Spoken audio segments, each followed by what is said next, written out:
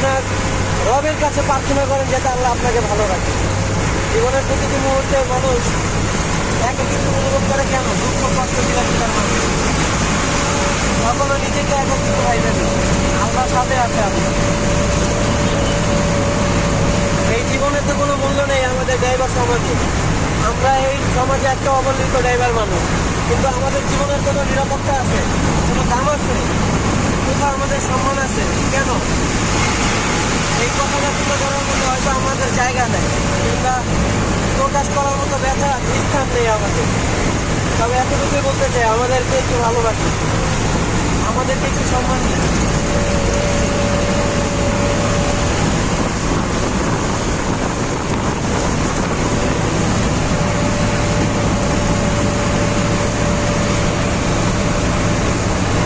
মা বাবা শুধু জন্মই দিল, কর্ম দিল উস্তাদে।